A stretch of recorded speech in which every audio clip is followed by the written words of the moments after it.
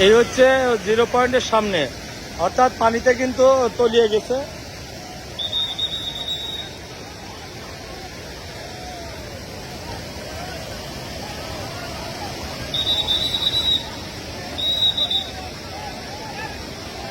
এটা স্রোতের মতো আসছে মায়াবী ঝর্ণায় পর্যটক।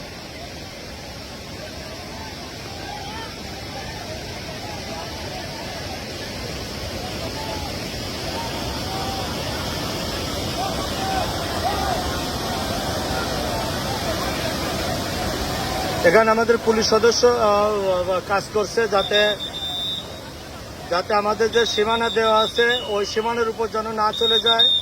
এখানে কিন্তু অনেক কষ্ট করা লাগছে, এখানে কিন্তু এই জায়গাটা, এটার নাম হচ্ছে সিলেট জেলার গোয়াইনঘাট থানার অন্তর্গত আকর্ষণীয় পর্যটন স্পট মায়াবী ঝর্ণা। এবং এই মায়াবী ঝর্ণায় যারা আসবেন তারা কিন্তু ভাড়া নির্ধারণ করা আছে। প্রথমত যদি বৃষ্টি পড়ে তাদের প্রথম শর্ত হচ্ছে নৌকায় ওঠার আগে আপনার লাইফ জ্যাকেট নৌকার কাছ থেকে বুঝে নেওয়া। যেমন এখানে একটা পর্যটক আসছে, তারা কিন্তু সবাই লাইফ জ্যাকেট পরে আসছে। আর এখানে যারা আসছে ও একটা নৌকায় আসছে, বাদ বাকি নৌকা অনেক দূরে রেখে আসছে। অর্থাৎ এখানে এই নৌকাটায় যেহেতু একজন মুরব্বী আসছে, অনেক বয়স্ক, তার জন্য তাকে এখানে আসার আমরা অনুমতি দিছি এবং তাকে কিন্তু আমরা হেল্প করছি ভ্রমণে। এবং সে অনেক বৃদ্ধ এবং তার সাথে যে কয়েকজন আসে প্রায় সকলেই বৃদ্ধ, 2-3 জন সদস্য বৃদ্ধ। এই হচ্ছে জাফলং পর্যটন স্পটের যে জায়গাটা, মায়াবী ঝর্ণার সামনে যে জায়গাটা, এখানে কিন্তু পর্যটক আসছে। এখানে কিন্তু দেখেন দোকানপাটগুলো কিন্তু এই পানির তলে চলে গেছে। এখানে যে চেয়ারগুলো থাকছে সেগুলো আস্তে আস্তে পানির তলে চলে যাচ্ছে।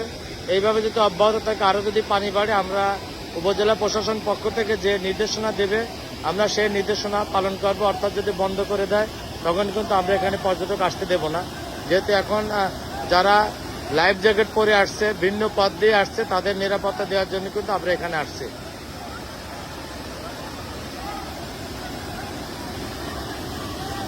এই জায়গায় কিন্তু মানুষ গোসল করতেছে। আপনারা যারা নদীতে নামার চিন্তা করছেন তারা নদীতে নামবে না। নদীতে এই মুহূর্তে পানি ঘোলা, আর এই পানি একেবারে স্বচ্ছ পানি, যেহেতু ফিল্টারিং হয়ে নামছে পানিগুলো।